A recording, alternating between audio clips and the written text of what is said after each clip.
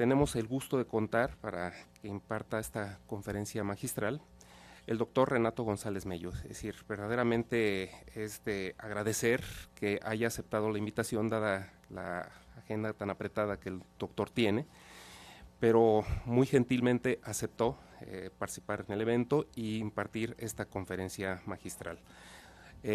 Como podrán ver una vez que él dé su conferencia, y como también el doctor Jaime Ríos lo había señalado, dentro de las personalidades que engalanan este evento, y tanto por su calidad como por la producción que ha tenido y la trayectoria con la que ha ido marcando sus pasos académicos, veremos una conferencia realmente notable. Doy a continuación brevemente, para que ya podamos escuchar las palabras del doctor Renato González, algunos datos curriculares para que nos sirva como marco respecto a comprender su trayectoria y ver incluso los temas que él ha trabajado. Bien, es doctor en Historia del Arte y licenciado en Historia, ambos por la Universidad Nacional Autónoma de México. Actualmente es investigador titular A de tiempo completo en el Instituto de Investigaciones Estéticas, cuenta con el nivel D del PRIDE y es investigador nivel 2 del SNI. Aquí me permito poner entre paréntesis que incluso es actualmente el director del Instituto de Investigaciones Estéticas. Sus líneas de investigación son arte mexicano y cultura visual en el siglo XX, representaciones de la violencia, historia de la arqueología y del nacionalismo y arquitecturas escolares. Entre sus publicaciones más significativas se cuentan los libros Orozco, pintor revolucionario, y La máquina de pintar, Rivera, Orozco y la invención de un lenguaje, emblemas, trofeos y cadáveres. El capítulo del libro Of Intersection and Parallel Lives, José de León Toral and David Alfaro Siqueiros, publicado en True Stories of Crime in Modern Mexico, por la Universidad de Nuevo México, y el artículo Manuel Gamio, Diego Rivera and the Politics of Mexican Anthropology. Ha sido curador de diversas exposiciones, como la de José Clemente Orozco en the United States, 1927-1934, que resultaron en volúmenes publicados. Ha dirigido grupos de trabajo como el Grupo Curatorial para la Investigación, Catálogo y Exposición, Los Pinceles de la Historia 4, la Arqueología del Régimen, presentada en el Museo Nacional de Arte en 2003, y el Grupo de Investigaciones sobre Arquitectura Escolar y Artes Plásticas, desarrollado entre 2004 y 2010 en colaboración con Débora Dorotinsky. Ha realizado una estancia de investigación en la Universidad Humboldt de Berlín. Es profesor de asignatura en el Colegio de Historia de la Facultad de Filosofía y Letras, donde imparte las materias Arte Contemporáneo de México, Introducción a la Historia del Arte, Comentario de Textos, Introducción a la Historia y Seminario de Titulación. En el posgrado en Historia del Arte es responsable del Seminario Monográfico de Historia del Arte y de la materia Materiales y Técnicas de las Artes Plásticas. Ha impartido cursos en la Universidad de Columbia, en el Colegio de México y en la Universidad Iberoamericana. Ha sido consejero técnico de la Facultad de Filosofía y Letras de la UNAM en los periodos 1985, 1987 y 2006-2008. Consejero interno del Instituto de Investigaciones Estéticas en los periodos 1997, 1999 y 2002-2004. Desde 2008 ha sido coordinador del posgrado en Historia del Arte de la UNAM.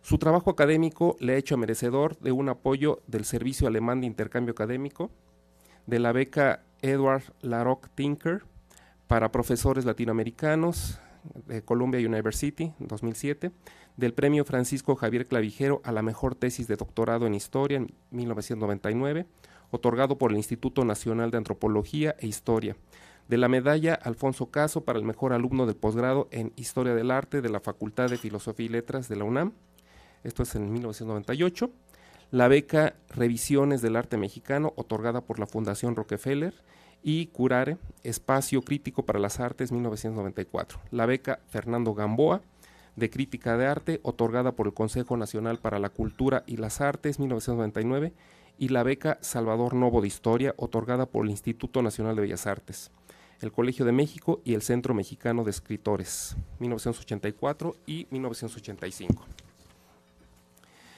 Fuera de la UNAM fue investigador en el Museo de Arte Álvar y Carmen de Carrillo Gil entre 1988 y 1989 y curador de la colección del mismo museo entre 1989 y 1992.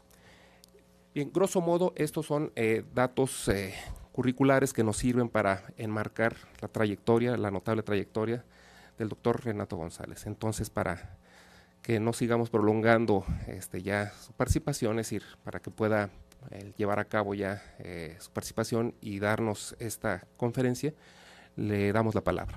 Muchas gracias.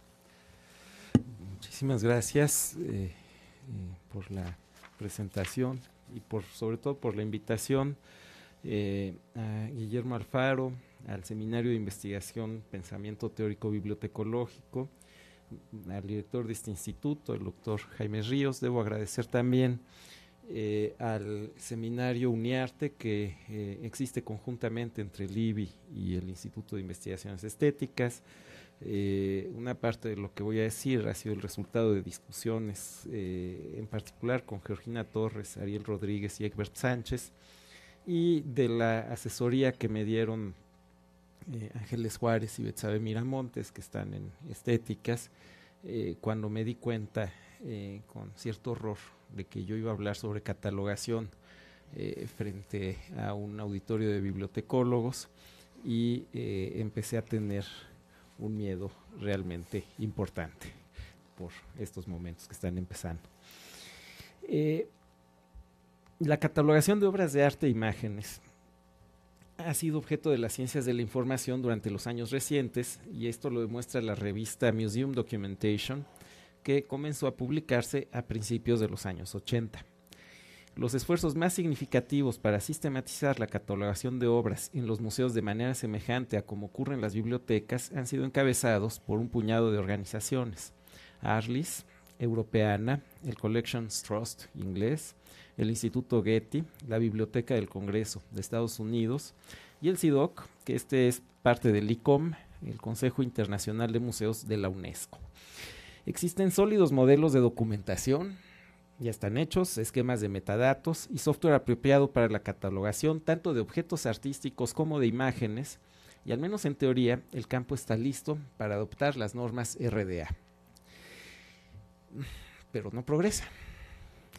Existen varios aspectos de la labor que están lejos de haberse resuelto, son puntos muertos tanto en la discusión metodológica como en el trabajo mismo. Los catálogos están atrasados en México y pues están atrasados en todo el mundo. Yo suponía, cuando comencé a interesarme en estos problemas, que todo se debía a un cierto atraso mexicano en materia de catalogación. Sigo pensando un poco eso. Hay países que han avanzado más, pero no son todos. El primer número de Art Documentation, esta revista especializada, en febrero de 1982, estuvo dedicado a México. Tuvo artículos sobre la biblioteca Eusebio Dávalos y relativos 2 artículos sobre el reciente Centro de Información Gráfica, muy polémico, del Archivo General de la Nación, un artículo de nuestra querida Elsa Barberena. En fin, solo hojear Art Documentation y otras publicaciones semejantes, uno puede encontrar las mismas quejas, discusiones y limitaciones que enfrentamos aquí, solo que en los museos más importantes del mundo. No hay nada de qué sorprenderse, porque varios museos mexicanos están entre los más importantes del mundo. Entonces, pues me voy a salir de algo que es una costumbre mía, que es decir, bueno, y finalmente es nuestro atraso, es la forma en que está organizado el Estado, qué sé yo, y voy a explorar otra hipótesis de por qué ha sido tan complicada la labor, y las complicaciones las voy a describir ahora. Pero creo que solo en segundo lugar le podemos atribuir esta dificultad para catalogar las obras de arte a la deficiente organización de las instituciones públicas mexicanas. Voy a citar a Dan Lipkan, un autor de esta revista, que es del Museo Metropolitano de Nueva York. Dice: En el Museo Metropolitano, los lineamientos para catalogar objetos se desarrollaron localmente, en consultas con un comité muy grande que incluyó solo a un bibliotecario que no es catalogador. La queja es grave y sigue adelante y acaba diciendo, y la descripción se las dejaron hacer como quisieron, así con esas palabras. No hubo normas, no hubo estándares. El autor dice esto para mostrar las dificultades en la implementación de las difíciles normas RDA, un problema complicado para un bibliotecólogo profesional, y si para ustedes eso es difícil, pues les quiero decir que para un curador de museo, para los que nos dedicamos a la historia del arte, pues en el mejor de los casos serán colegas que tendrán una excelente formación en historia del arte. Una disciplina, la historia del arte, que es por su propia naturaleza hostil a las clasificaciones, las definiciones y hostil a la disciplina misma. Vamos a decir, un buen historiador del arte no se caracteriza por organizar buenas clasificaciones, sino por destruirlas. Entonces, pienso que hay algo de fondo aquí. Pero además de esta diferencia obvia entre distintas culturas profesionales, existen obstáculos reales para utilizar métodos, criterios e instrumentos de clasificación bibliotecológica en las imágenes y los objetos de arte. ¿Y por qué esos? Bueno, es que tiene que haber instrumentos, y son estos instrumentos, los de los libros, los más desarrollados. El problema ha sido objeto de numerosos artículos especializados que analizan los problemas institucionales para llevar a cabo esta difícil tarea, la relación muy tirante entre bibliotecólogos y curadores, en un universo de imágenes y objetos que crece todos los días. Lo que voy a tratar de establecer aquí son algunas dificultades conceptuales para realizar la descripción o catalogación completa de las imágenes y los objetos de arte. Voy a tratar de enfatizar el carácter universal de la problemática, porque de veras me parece importante que nos salgamos de nuestro pequeño universo habitual de quejas sobre cómo está organizado el país. Y voy a usar como ejemplos obras famosas del arte universal en las que de ninguna manera soy especialista. Peor aún, voy a usar como ejemplos los registros que tienen esas obras en los sitios de internet de los museos y en un par de sitios de uso académico, para que tratemos de entender cuáles han sido los problemas que han enfrentado colegas muy capaces a lo largo y ancho del mundo, y que son parecidos a los nuestros. Alex Rossetti hace una observación en la que me interesa detenerme. En general, la organización de las colecciones de arte se ha apoyado en registros que incluyen solamente al creador, el título, la fecha, la técnica, las medidas y una serie de créditos al coleccionista, al donador, los datos básicos de la procedencia del objeto y finalmente el número de inventario. Es lo que les muestro aquí. A veces a este conjunto de datos muy pequeño, son las líneas negras que están en la parte de arriba de cada una de estas cédulas, se añaden descripciones que escriben los curadores, casi siempre muy breves, y que rara vez organizan los temas en forma sistemática. Voy a volver sobre esto, sobre estas descripciones. En realidad, lo que sorprende es lo elemental que es este sistema de registro. Los registros de los museos se parecen mucho a un inventario y en realidad esto es porque una de sus funciones principales es servir para los inventarios o eventualmente quizás para administrar la relación entre los objetos, las instituciones y las compañías de seguros. Y en cambio, se parecen muy poco a un inventario y se parecen muy poco a un catálogo. Esto se debe a que los objetos en los museos suelen ser muy valiosos, por lo que la operación primordial es asegurar su conservación física y antes de eso, contarlos y asegurarse de que estén completos. También hay otras razones. El valor de los objetos suele depender en gran medida de dos datos, su autor y su fecha. Un cambio en estos dos datos puede ser un cambio inconmensurable en el valor del objeto. Es por estas dos variables que los especialistas, pero también el gran público, consideran que los objetos en los museos son dignos de visitarse. La gente paga costosos boletos de avión, a veces otros boletos también muy caros para entrar a los museos, pues el contenido de los objetos, digamos, estoy obviamente pensando en los descriptores y estas cosas, no es lo que les atrae. Lo que les atrae son las nociones de originalidad y la cercanía física, la presencia física del objeto original auténtico. A esta forma de registro se le puede llamar con todo derecho patrimonialista. Y no lo digo en el mal sentido, digamos, es el patrimonio y es el fundamento mismo, este tipo de registro, de la labor de preservación del patrimonio cultural. Digamos que las dificultades han empezado en tener simplemente listas completas de esto. Y de veras me he preguntado mucho por qué. Las bibliotecas tienen millones de volúmenes y es raro ya, incluso en países como el nuestro, que no estén catalogadas. Ya están inventariadas, catalogadas, punto. Se puede mejorar mucho, todo. Pero no hay una situación de cero, no hay una situación de 5%, no hay una situación de vas a acabar en 200 años. Y ahora al final voy a citar unos documentos en los que sí, al paso que vamos a acabar en 500. Los objetos artísticos no son como los libros. Voy a empezar a hablar hablando de los títulos. Los objetos artísticos no son como los libros, pues cada uno de ellos, aunque sea réplica de otro idéntico, se considera único. Pensemos que alguien quiere una copia de La región más transparente de Carlos Fuentes. Será la misma obra con el mismo título en cualquiera de sus ediciones y un usuario normal se conformará con cualquier copia en buen estado de cualquier edición. Algunos lectores más sofisticados querrán forzosamente la primera o la segunda edición y también en ese caso se van a conformar con una copia de la primera o la segunda edición que estén razonablemente en buen estado, no van a querer una copia o la otra. No cambia el título, pues no hay necesidad de distinguir entre una copia y otra. Ahora vamos a ver el caso de las artes. En el caso de las artes el título se parece más a un nombre propio. Puede ser muy distinto el caso de las artes por dos motivos. Es bastante posible que dos cuadros distintos tengan el mismo título. Voy a usar este ejemplo famosísimo, aunque un tanto atípico. Leonardo da Vinci pintó dos versiones del mismo cuadro, La Virgen de las Rocas, en 1483, la primera versión, y la segunda en 2 temporadas, entre 1491 y 92, y luego al principio del siglo XVI.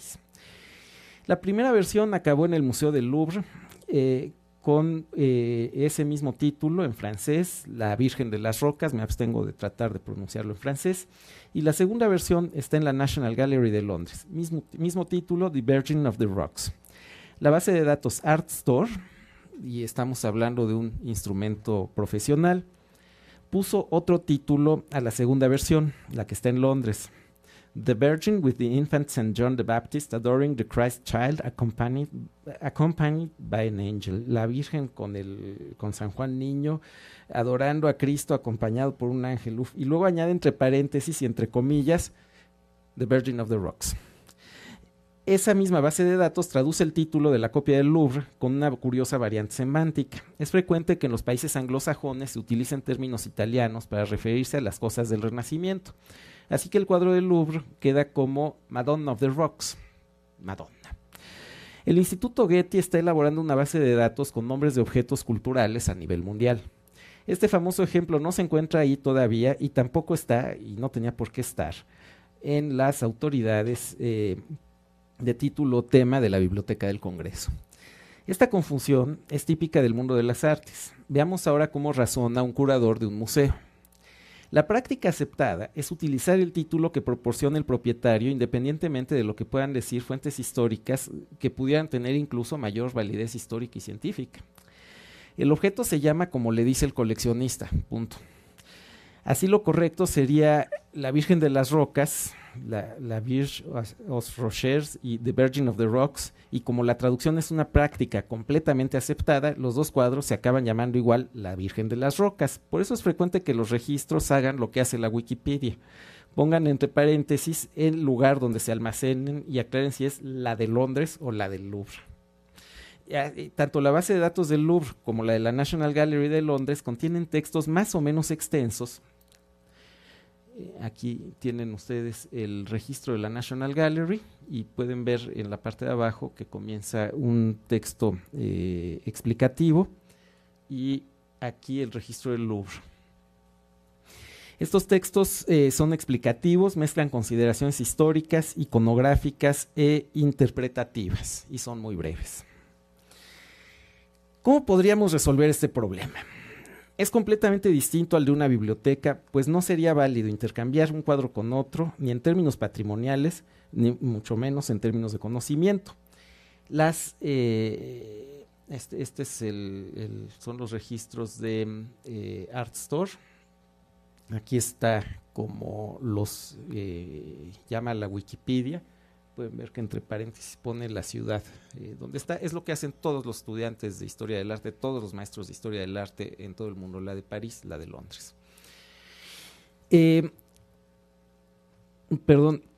Las diferencias formales entre ambos objetos son muy significativas, especialmente, como esta que les muestro, las pequeñísimas diferencias de detalle.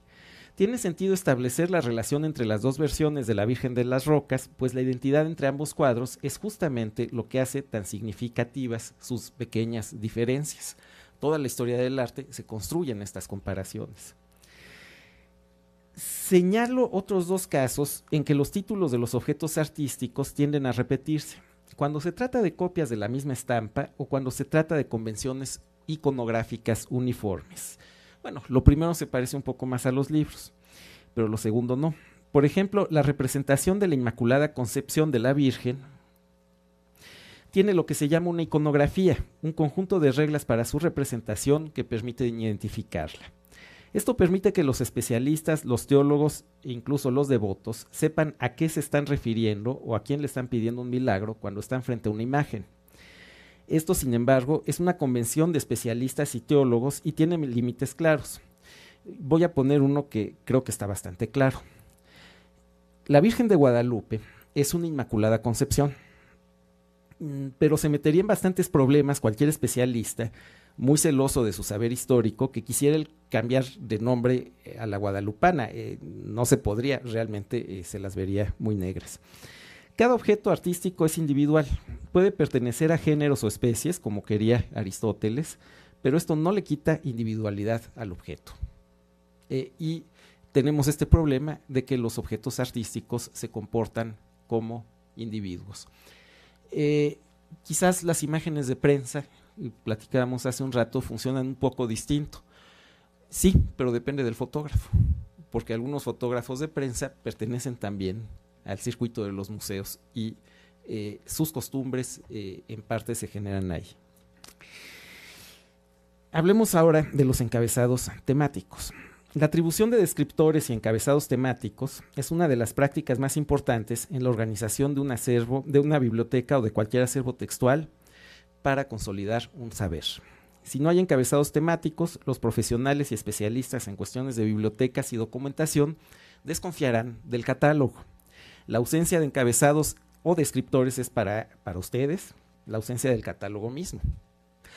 No hubo bibliotecólogos, es la expresión que he oído. Tanto los descriptores como los encabezados temáticos se inventaron para clasificar textos y facilitar el acceso de los usuarios a sus contenidos.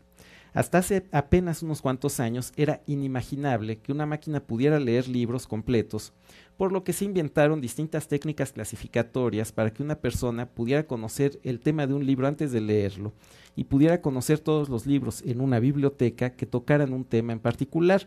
Es difícil adivinar, por ejemplo, de un título como El Cicerone de Jacob Burckhardt, que su tema es la pintura italiana del Renacimiento. Los encabezamientos temáticos y los descriptores se inventaron en los siglos XIX y XX para resolver este problema antes de que existieran las computadoras actuales o cuando éstas no permitían todavía esta lectura completa de textos que ahora sí permiten. Moores, el inventor de los descriptores, asegura en 1950 que nunca habrá transcripciones completas de los textos. Digamos que, dice él, revisar por completo es humanamente imposible y técnicamente indeseable, es textual. Por tanto, la atención debe dirigirse a los métodos de descripción simbólica, así le dice.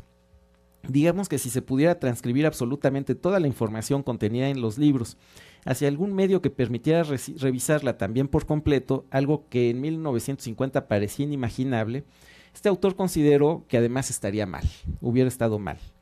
Por eso propuso la elaboración de descriptores que tuvieran con el texto una relación simbólica y que permitieran alguna forma de recuperación mecánica, como ocurría con las tarjetas perforadas. Algo que se me ocurrió fue hacer una exposición de tarjetas perforadas. En fin. Si ahora intentamos utilizar el mismo criterio para el mundo del arte y las imágenes, aquí es donde, creo que todos ya lo sabemos, nos enfrentaremos a una dura realidad. Por una parte, las imágenes y los objetos son cosas distintas y requieren de criterios un tanto divergentes. Pero aun si lográramos resolver esa diferencia, y no está tan fácil, nos encontraríamos con otro problema más grave. Los textos, incluso en las teorías semióticas más radicales, tienen un sentido literal. El sentido literal del texto no es el único sentido y es frecuente que ni siquiera sea el más importante, pero el sentido literal del texto es una condición de su existencia misma, aunque contradictoriamente sea un horizonte, yo lo creo así, teórico. A ver, esto requiere una explicación mayor. En los años 60 del siglo XX surgieron numerosas teorías que pusieron en cuestión la unidad del texto y que además pusieron en duda su sentido literal. En Obra Abierta, Umberto Eco aseguró que los espectadores y lectores de cada obra hacían una reconstrucción siempre distinta de la misma, apoyados en herramientas como la repetición y la serialidad.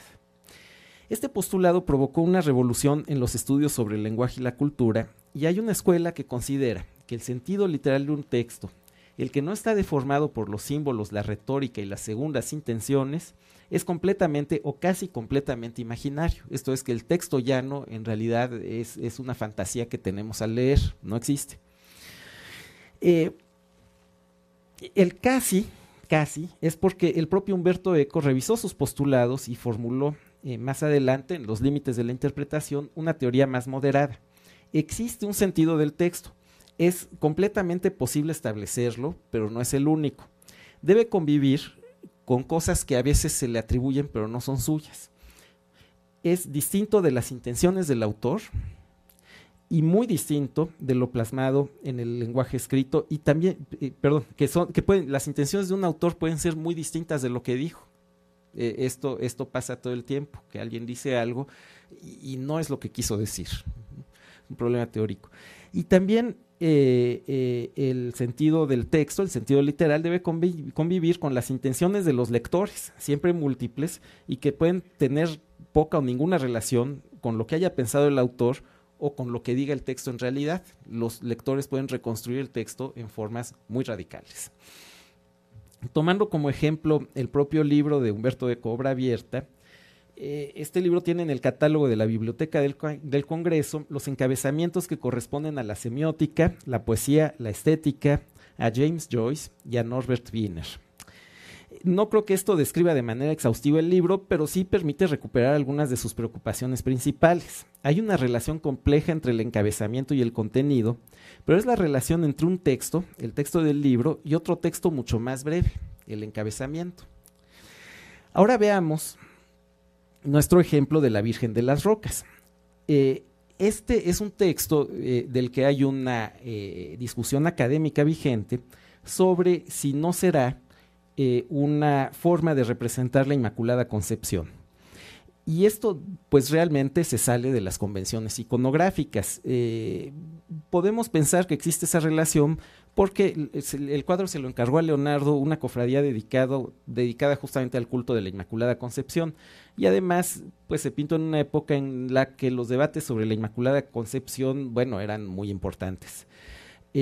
La manera problemática en que representa la maternidad y la multiplicación de los seres humanos parece aludir a los debates sobre la concepción que dividieron al catolicismo durante siglos. A diferencia de lo que ocurre en un libro, donde los temas están en el texto, como quiera que se le lea, la atribución de la pintura a un tipo iconográfico es una interpretación que se apoya, por lo menos parcialmente, en la erudición histórica. Puede apoyarse también en una observación cuidadosa de la imagen, pero esta queda mediada por conocimientos previos que permiten interpretar. Y vamos a usar interpretar en un sentido muy restringido, que significa atribuir intenciones. Esas intenciones no son visibles, no son textuales, no son explícitas, por eso la necesidad de interpretar. Se interpreta para decir qué es lo que no está. Ahora imaginemos un catalogador intentando atribuir un descriptor, un término de un diccionario o un encabezamiento temático a cualquiera de los dos cuadros. Digamos de antemano que la Biblioteca del Congreso tiene un término a propósito para la Inmaculada Concepción, que también aparece en las autoridades de DGB de la UNAM. Claramente en México la imagen es importante. Pero notemos que si bien se trata de un problema ampliamente discutido alrededor de la imagen, no es visible en la imagen mediante alguna convención. El arte católico tiene una iconografía muy reglamentada, pues el Vaticano se reserva el derecho de decidir quién puede ser objeto de culto, como la Virgen y Juan Diego, y quién no tiene ese derecho. La historia del arte tiene instrumentos seculares para atribuir identidades iconográficos. El más prestigioso de esos instrumentos es el catálogo holandés Iconclass. Veamos, por ejemplo, esta Inmaculada de Bartolomé Esteban Murillo, que corresponde a la letra con la definición de Iconclass. María, usualmente de pie sobre la luna creciente, bajando del cielo, exenta del pecado original, a veces aplastando una serpiente. Pues la serpiente no aparece, pero ya nos dijeron que es a veces. Además de propiciar las plegarias de los devotos, las convenciones iconográficas permiten a los historiadores del arte clasificar las imágenes. Podemos buscar Inmaculada Concepción en una base de datos y encontrar todas las imágenes que hayan sido etiquetadas con ese contenido. Esta parecería ser la solución legítima del problema, pero no, ni remotamente es así. Por una parte, el cuadro de Murillo abunda en características que no están en la convención iconográfica. Por mencionar dos, el modelo de la Virgen es una mujer extraordinariamente joven. Y segundo, no menos importante, el espacio en el que flota la Madre de Jesús es etéreo y luminoso. Y esto último, que puede referir a una variedad de filosofías, va a ser normalmente el dato más interesante para los historiadores del arte. Esta luminosidad etérea, donde la mayoría de los especialistas va a buscar el significado profundo de la pintura, o va a decir que no está ahí, sino en otra cosa que tampoco está en el encabezamiento temático, que son las condiciones sociales. Y entonces va a ser un debate entre sociología del arte y formalismo, y el encabezamiento temático no va a ser realmente tan útil. No hablemos de que fuera un cuadro abstracto que explícitamente se hubiera hecho para rehuir la noción de tema. La catalogación utilizando vocabularios controlados es de hecho una tarea difícil. Recientemente se publicó un artículo, está en Museum Documentation, en Art Documentation, que señala las estrategias que están siendo consideradas por ArtStore para imponer descriptores o etiquetas a los registros de sus imágenes. De acuerdo con ese artículo, menos del 50% de los registros tienen semejante clasificación. Poner esas etiquetas sería costoso y ArtStore está explorando estrategias de etiquetado social, que es un sistema de etiquetado parecido al de la Wikipedia, donde usuarios independientes, en este caso acreditados y competentes, ponen etiquetas a cambio, esta es la propuesta que están evaluando, ponen etiquetas a cambio de tener acceso a la base de datos. Ya existen por lo menos 2 bases de datos que utilizan experimentalmente la estrategia del etiquetado social. Una de ellas es británica y la otra pertenece al Museo de Arte de Brooklyn, que es la página que les muestro. A la derecha pueden ver las imágenes que han recibido etiquetas semejantes al registro principal. La inglesa no se las muestro porque el registro era complicadísimo y no logré terminar, tenía yo que registrar. Ahora bien, los resultados son muy interesantes, aunque con este método obviamente no son del todo uniformes. Y lo que las redes sociales y las formas colaborativas resuelven es la necesidad de trabajo intensivo, pero no resuelven la necesidad de trabajo muy especializado. Las limitaciones de la clasificación iconográfica, por otro lado, son tan indudables como su necesidad. Es decir, sería necio negarse a usar la clasificación iconográfica, tanto como sería necio pensar que resuelve todos los problemas. Cuento una anécdota para ilustrar lo que puede pasar. Hubo una famosa exposición de arte mexicano hace ya décadas, y en esa exposición se incluyó un divino pastor, una pintura virreinal. Seguramente desconcertados y desconocedores de la iconografía, los museógrafos escribieron la cédula lo mejor que pudieron y le pusieron este título: Cristo con sombrero y borrego al lado. A diferencia de títulos como El Santo Niño Cieguito, El Niñopa o San Pascualito Rey, que son títulos que yo sostendría que deben mantenerse porque son de uso popular, aquí no estamos hablando de religión popular, sino de museos que fueron tacaños y que no quisieron contratar profesionales para hacer el trabajo. Y ahí se acaba la historia. Pero los peligros de no tener las herramientas que ya están desarrolladas. Bueno, pero este ejemplo, después de todo, no sería realmente el camino de salida así de ingenuo como resulta, así de cándido como es este error. No estaría por aquí la solución del problema. Finalmente, sí, está Jesús con un sombrero y un borrego. Eso no es falso. Y no es la descripción de una obra de arte el punto de partida para toda operación de conocimiento posterior en los estudios sobre las artes. Yo diría que sí, los historiadores del arte suelen iniciar cualquier proyecto con una descripción del objeto que quieren explicar, y es frecuente que las cédulas de los museos, los registros de inventario, los catálogos en línea y otros documentos de referencia semejante incluyan un texto breve que contiene 3 cosas o una mezcla de las 3. Primero, noticias históricas sobre la factura, y aquí se incluye a veces el encargo o quién pagó. Segundo, una interpretación apoyada en una descripción formal o iconográfica, pero brevísima. Y tercero, noticias históricas sobre el destino del objeto a lo largo del tiempo, dónde se exhibió, quién lo tenía, quién lo vendió. Este texto suele ser breve, muy conciso, muy erudito y destinado a un público mixto de conocedores y neófitos. Y en este texto es uno de los lugares donde se establece el lugar del historiador del arte, donde se forma el profesional, donde a veces se establece la jerarquía del conocedor en su capacidad de síntesis. Suele capturarse en un campo cuyo nombre le pone la piel de gallina a cualquier profesional de la información, porque cuando meten estas cosas en bases de datos le dicen comentario, otros, notas o descripción, aunque rara vez se trata de una simple descripción, casi nunca es así, un texto híbrido. Anotemos de paso que alguna forma de transliteración textual es indispensable para buscar una imagen en una base de datos. Aunque ya existen herramientas para la búsqueda de semejanzas formales, Google tiene una cosa retimpresionante. Estas herramientas comparan semejanzas geométricas y cromáticas. Todavía no existen bases de datos que busquen semejanzas estructurales, narrativas o alegóricas. Aquí borré el nunca existirán porque, bueno, leí varios artículos que decían nunca existirán y, en fin, me pareció que a lo mejor era imprudente. Ahora bien, la dificultad está en entender cómo podría hacerse una descripción o explicación mínima que resultara significativa para recuperar la información o utilizarla, porque estos textos, vuelvo al punto de partida, estos textos y luego estos textos, digamos, son muy buenos cuando ya está uno frente al cuadro, son una gran ayuda.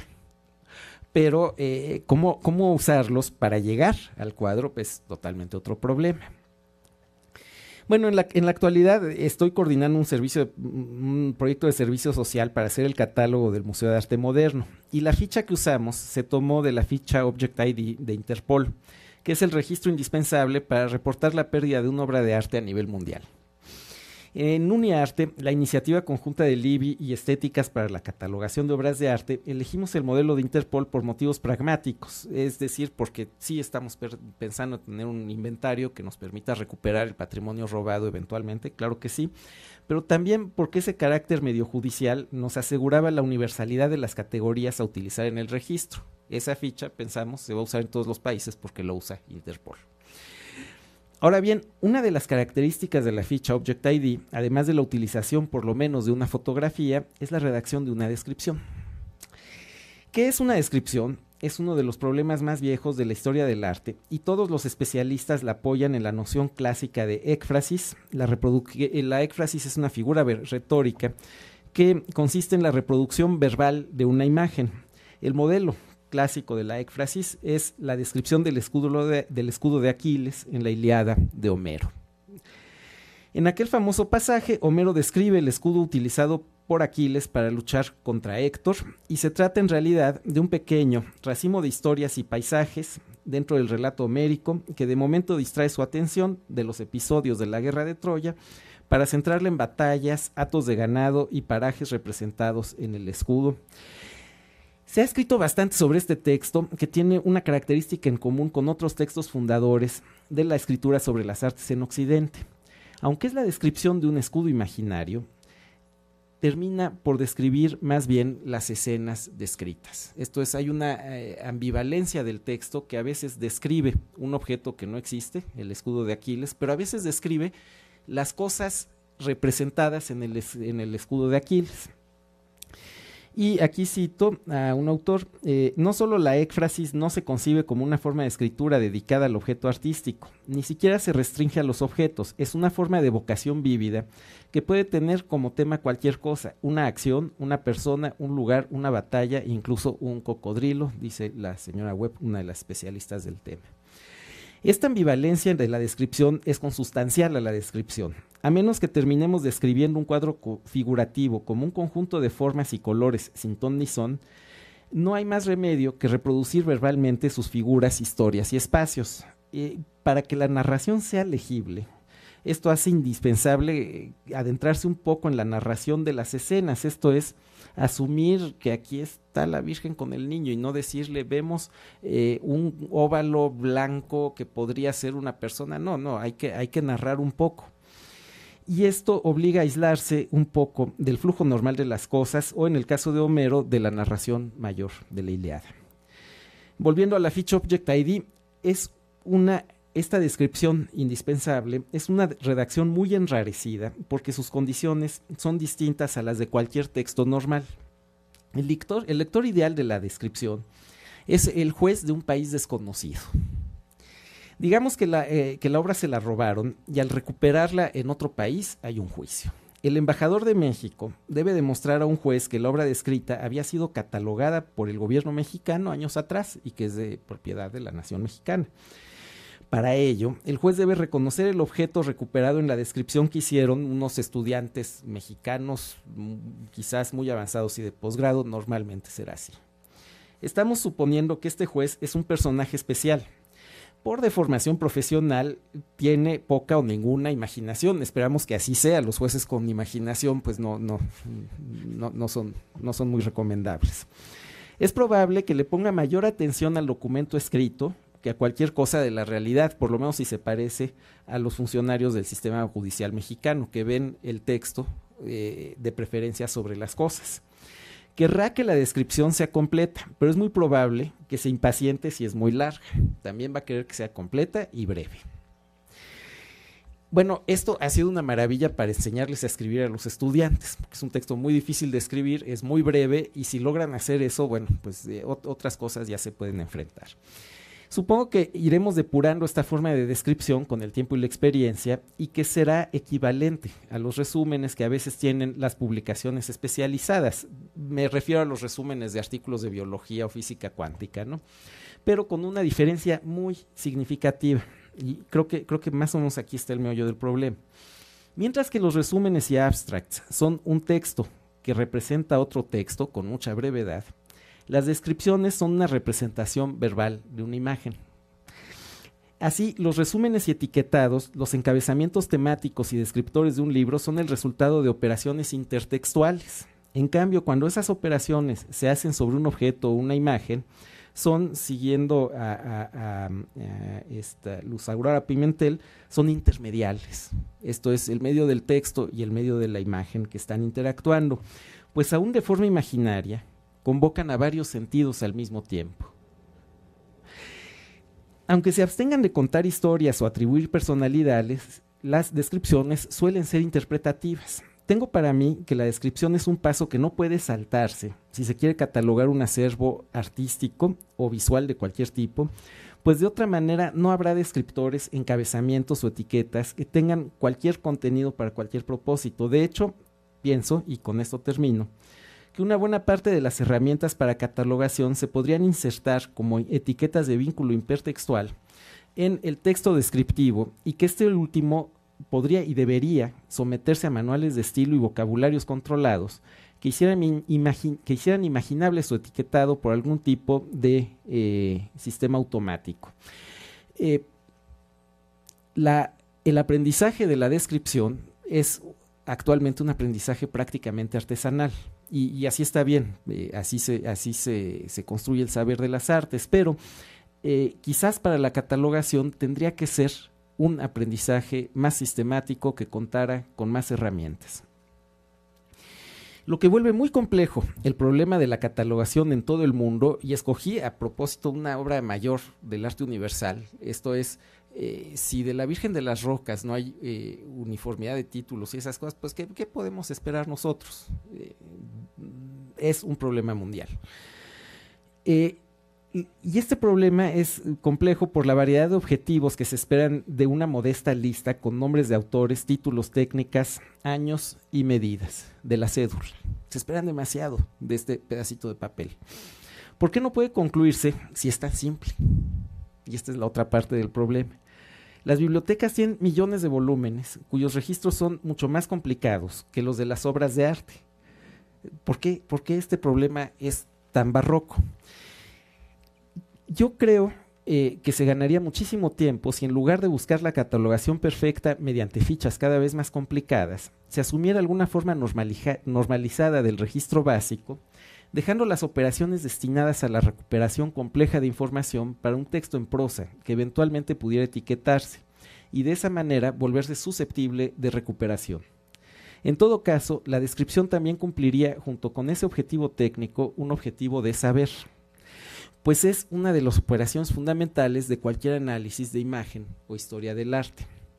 De cualquier manera es claro que esto es lo que ocurre ya. En la totalidad de los ejemplos empleados en esta plática hay un texto así, y en cambio muy pocas etiquetas, facetas, encabezamientos o descriptores que pudieran haber ayudado en la tarea. Y había un montón de ejemplos de cuadros famosos que tienen descriptores que no están bien, pero es que tienen una descripción muy competente y por eso a los descriptores, a los encabezamientos les pusieron poquísima atención. Muchísimas gracias.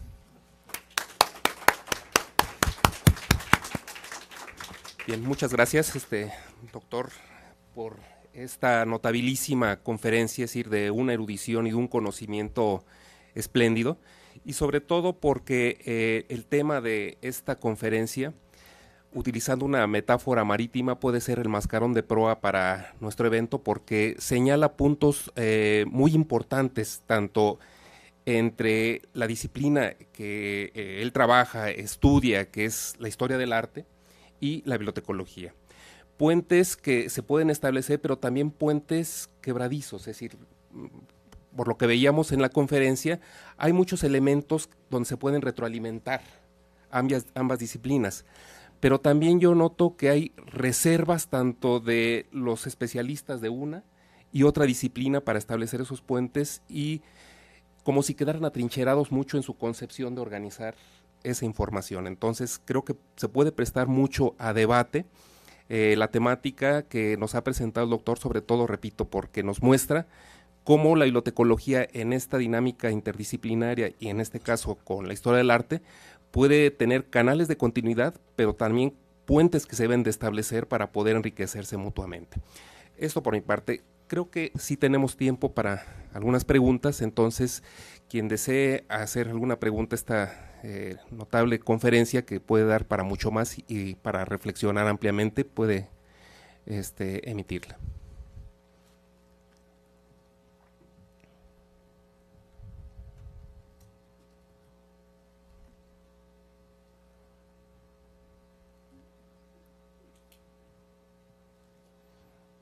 Bien, vamos, no desaprovechemos ahorita la ocasión así para preguntar y reflexionar en torno a estos temas, ¿no?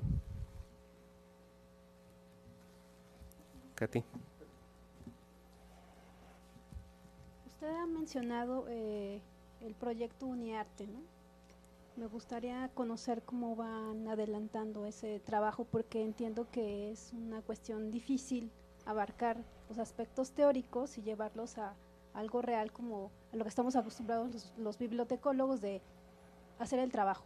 No pensamos en la teoría, sino dime qué es lo que tengo que hacer y te lo tengo en tantos meses, ¿no? Entonces quisiera saber cómo va ese proyecto y qué alcance tendría en el sentido disciplinario, por ejemplo, para los bibliotecólogos, ¿no? Sí, Sobre el alcance comienzo. El último dictamen de la Auditoría Superior de la Federación sobre el patrimonio cultural, está en el sitio de la ASF, señala que pues existen que las instituciones han declarado que hay 2 millones de sitios arqueológicos y ninguno ha sido realmente catalogado. Eso dice el dictamen. La realidad puede que no sea tan dura, pero las cifras de 5 a 6 ceros de cosas por catalogar están por todos lados. México tiene un patrimonio, tiene una diversidad cultural realmente muy notables, y una parte gigantesca de ese patrimonio y de esa diversidad es propiedad pública, porque la Ley General de Monumentos y Sitios, que es un documento que ha sido objeto, y yo mismo compartiría muchas críticas, ha definido que una buena parte de la cultura material del pasado es pública, en el sentido de que el Estado tiene derechos sobre ella. Y como ocurre con cualquier derecho que se tenga, no se actualiza hasta que no hay un inventario y no hay una catalogación adecuada. Entonces, aquí estamos hablando de un territorio pues realmente muy amplio. Existe ya un acuerdo entre la universidad, el INBA, el INAH y el CONACULTA para definir conjuntamente estándares de catalogación. ¿Qué no hicimos? No dijimos que la universidad iba a catalogar todo, porque pues es inmenso. Lo que propusimos fue ayudar a generar los estándares, ayudar a escribir los manuales, ayudar a elaborar los vocabularios, asesorarlos en el uso de las tecnologías de cómputo para que, en fin, pues pudieran escoger no solo las más económicas, sino las más adecuadas para los propósitos. Y en ese sentido ha habido varios avances.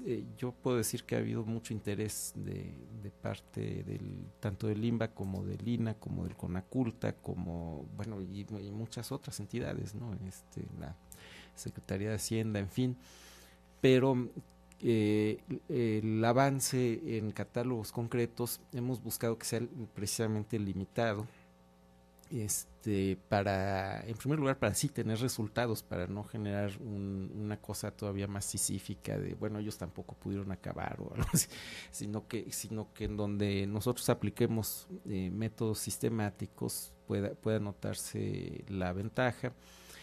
Y además para aprender mucho de ellos, para ser mucho más conscientes, mucho más metódicos en la aplicación de las normas, de manera que aprendamos, porque muchas de las normas que vamos a aplicar, pues no hay que hacerlo pues con cuidado, o hay que tomar conciencia del tamaño de la tarea.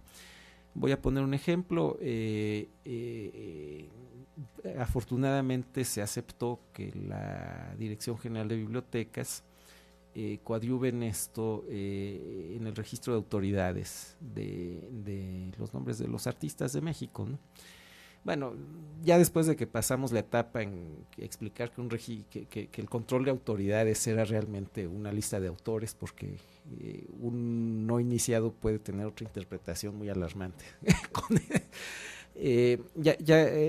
Fue realmente muy rápido. Dijeron, pues qué maravilla, ¿no? Y ustedes van a tener en su registro de autoridades a todos los artistas, y ya vamos a dejar de preguntarnos cómo le decimos a cada artista mexicano siglo XX ha usado 3 nombres por lo menos, ¿no? Es una cosa impresionante. Y estamos en el proceso de organizar ese trabajo, de echarlo a andar. Ya se ha iniciado en cierta medida. Y pues el control de autoridades es trabajo, muy en serio, absorbe a la gente, la absorbe mucho porque es muy interesante, ¿no? Entonces es el tipo de trabajo que, además de tener resultados, exige que una persona muy especializada trabaje durante mucho tiempo en algo que le importa mucho, o sea que se tarda un poco más. y está muy bien, pero pues tomar un nuevo compromiso después de haber tomado ese, pues nos estamos yendo con pies de plomo, ¿no? Porque nada más eso, yo siento que llegamos que presionamos, digamos, al límite las capacidades, en este caso de la Biblioteca de Estéticas, que fue la que se aventó la responsabilidad, digamos, de muy buena gana, pero si yo les digo, y ahora va a ser control de alguna otra cosa, pues me van a decir, bueno, claro, ¿y dónde están los 10 nuevos compañeros que nos van a ayudar, verdad? Porque y esta es una de las tareas concretas que sí nos pareció indispensable asumir, porque si no hay control de autoridades, pues es que no va a haber manera. No es imaginable que haya nada, ni siquiera inventario. También entramos en contacto con el CIDOC, que es este organismo de documentación del Consejo Internacional de Museos de la UNESCO, y estamos buscando que los eventos, tanto los cursos como los congresos que organizan ellos, pues tengan alguna sede en México en algún futuro. Y bueno, pues buscamos que el instituto fuera miembro con derechos del CIDOC, porque además ahí están haciendo un sistema de metadatos, se llama Lido, que es muy reciente y está muy bien hecho. Entonces dijimos, bueno, en vez de, digamos, la manera correcta de hacer esto sería nosotros participar en los talleres, en las reuniones donde se definen estos esquemas, para que se considere nuestra problemática y no hacer lo que suele hacerse, que es que algún director general de algo modifica la ficha para y entonces ahí y eso ha pasado muchas veces en la catalogación del patrimonio cultural cuando se ha llegado así de lejos. Esos son los avances que se han tenido. Está la parte más difícil, la de los convenios y todo eso, la que normalmente se tarda, rapidísimo salió. Hay mucha conciencia en el gobierno, me parece, de que este problema tiene solución y tiene que dársele solución. Lo que pasa es que pues también hay que entender que los problemas conceptuales se tienen que resolver. Esta no es una nueva biblioteca. Una queja que uno ve me tranquilizó un poco verla en la bibliografía especializada, porque es una queja que yo he oído de colegas, que es decir, van a catalogar un cuadro de Picasso como si fuera un libro. No se puede. pero eso no solo preocupa aquí, digamos, preocupa a los curadores americanos, a los curadores europeos, y es la expresión de problemas reales que deben ser, pienso yo, atendidos mediante propuestas y discusión conjunta, ¿no? Ese creo que es, a mí me gustaría decir, no, ya resolvimos toda la problemática, pero sería temerario. Yo creo que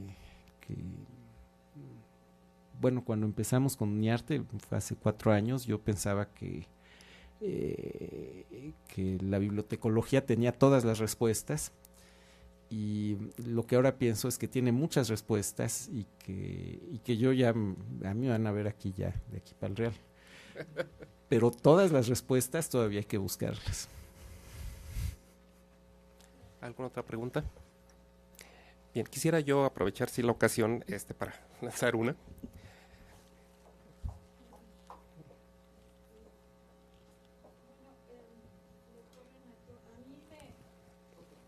Me parece sumamente interesante la ponencia que nos presenta el día de hoy.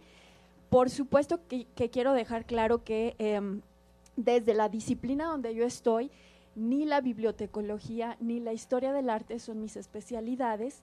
Sin embargo, estoy haciendo un trabajo a un nivel muy doméstico con mis alumnos de licenciatura, que además no son de historia, ¿no?, sino en la UAM, de otras disciplinas de las ciencias sociales, pero trabajo el asunto de la fotografía familiar, un poco para crear un acervo de la memoria familiar y de la conciencia sobre la historia particular de los muchachos, para hacer una reflexión también sobre la historia de una época. Tratando y viendo que queremos crear una especie de acervo independiente, creo que esta conferencia, que por supuesto todavía no digiero bien por todas las vertientes de reflexión que presenta, me hace sentir la importancia de la necesidad de contar con especialistas que desde nuestras muy diversas disciplinas, en este caso la bibliotecología, la historia del arte, nos apoyen para trabajar con estos descriptores y esta catalogación, quizá de la manera más sencilla, pero de la manera más correcta, para que los chicos, cuando finalmente, después de un trabajo serio de buscar las fotografías de principios del siglo de su familia, podamos realmente catalogarlas de la manera más adecuada, ¿no? Entonces, creo que este vínculo de buscar la ayuda de otras disciplinas, y además desde mi punto de vista ya como investigadora, como profesora, me hace reflexionar sobre también la importancia de los análisis teóricos que necesitamos, más allá de los elementos de catalogación básica para crear nuestros acervos independientes de una biblioteca, pero con los elementos centrales y también con la sensibilidad que proporcionan los análisis de los historiadores del arte a estos documentos, pero sí mantener ir y venir de la reflexión teórica, epistemológica sobre los contenidos que tiene que tener la catalogación de un objeto como es la fotografía, ¿no?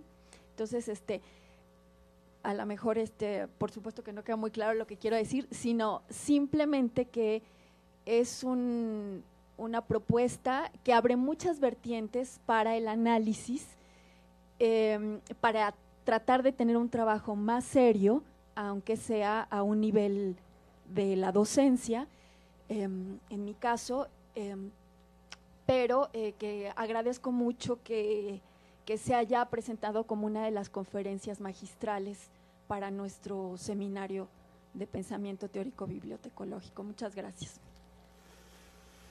Gracias a usted. A mí los archivos privados me parecen importantísimos y pienso que la mayoría de los instrumentos que proponen nociones de catalogación proponen nociones públicas, no muy útiles para el análisis, que no servirían del todo, por ejemplo, para mostrar la articulación entre el ámbito doméstico y la vida pública, que a veces aparece en forma inesperada, ¿no?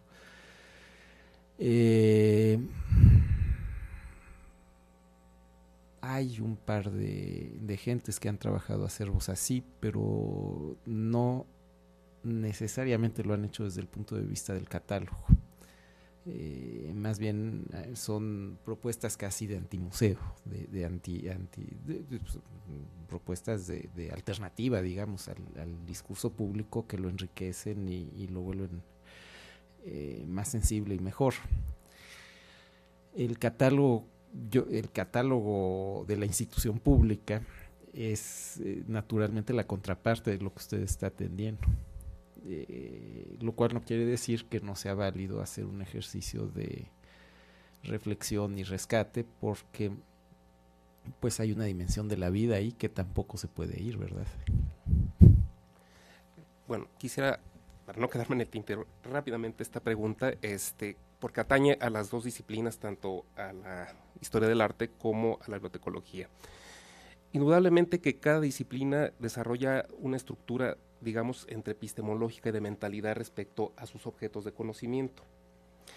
A lo que voy es esto, es decir, cuando en bibliotecología el bibliotecólogo o el bibliotecario en sí hace la descripción de la información de los objetos que en ese momento tiene que trabajar, indudablemente lo hace bajo un criterio de carácter epistemológico técnico.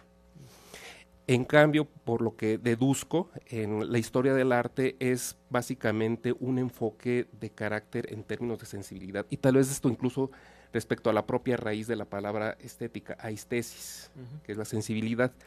Entonces mi pregunta sería eso, si estamos viendo que son dos enfoques distintos para organizar esa información, ¿qué punto intermedio tendríamos que encontrar para que, desde un enfoque, porque hasta parecieran antagónicos, el enfoque técnico y el enfoque de la sensibilidad, para poder enfrentar los objetos y describir y organizar la información que en ellos tienen? Es decir, ¿cómo podríamos encontrar entonces este punto intermedio?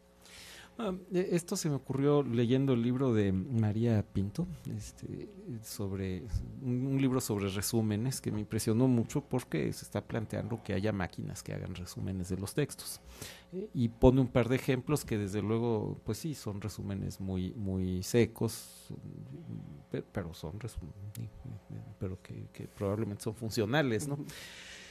¿Sería posible esto en una imagen en el estado actual de la tecnología? No directamente sobre la imagen. Ahora, ¿cómo tendría que ser un texto parecido a un resumen técnico de este tipo? O que tuviera una utilidad equiparable. No podría ser desde luego igual. Porque la descripción del historiador del arte es en buena medida un ejercicio literario, y para que sea descripción va a tener que seguir en buena medida ahí. Pienso que una herramienta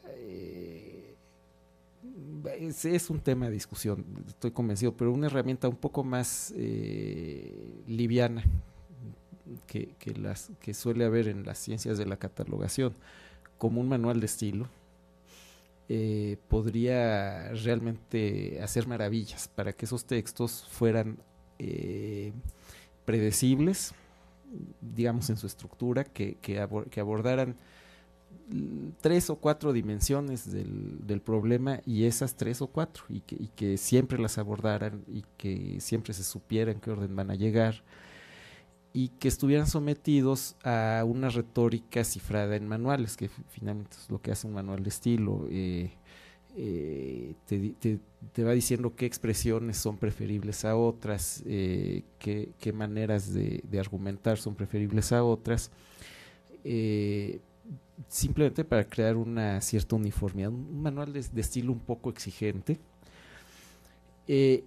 y combinado con el uso de vocabularios controlados para construir el léxico de los textos. Esto suena como trabajo demasiado intenso,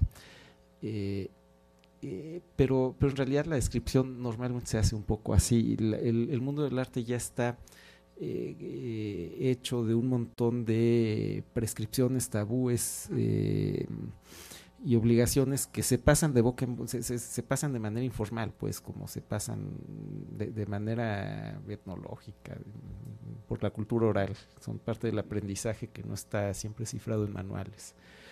Es la parte que tiene todavía cualquier disciplina, de que es un poco de palmeta y orejas de burro, ¿no? Quizás eso no está tan bien, pero que eso se pudiera sistematizar para volverlo más útil, pienso que ayudaría mucho, porque con frecuencia es este ámbito del pequeño texto es el que en México tenemos menos trabajado, o está completamente ausente, o son unas ponencias así, y la gente hace un doctorado y ya nunca acaba el catálogo, porque en el objeto número 1 se le fueron 5 años, entonces pues no se puede. Que hubiera una, pues un orden en eso. Pienso que creo que eso ayudaría, y lo dejo así porque pues precisamente no sé, es decir, no sé, a lo mejor habría que ver alternativas, a lo mejor. Lo que sí creo es que buscar el campo. Usamos una base de datos ahora que se llama Collective Access, que tiene el campo para los encabezamientos temáticos de la Biblioteca del Congreso ya conectado en automático con el servidor PDA, MDA, no sé qué cosa, ¿no? Y entonces que uno pone ahí el principio del encabezamiento y ¡brum! Ya sale todo. Y no, pues se queda vacío, porque quizás lo lleguemos a usar, pero en algunos casos específicos. En realidad cada objeto exige un poco la construcción de sus propias categorías, y creo que esto es un asunto en el que sí hay que poner límites, porque no existe algo como el conocimiento de todo, pero que va a ser más fácil atenerse a la descripción en prosa literaria, que va a ser técnicamente más eficiente que tratar de convertir eso en un sistema. Nosotros una vez hicimos un intento y se nos pasmó una computadora del era nueva en 2007 con una base de datos de 200 registros, y tenía tantas referencias cruzadas que era un servidor, se quedó en blanco. La prosa de repente es más práctica, eso creo. Y bueno, para finalizar, creo una pequeña observación nada más para complementar lo que dice el doctor. Eso es del lado de los teóricos del arte.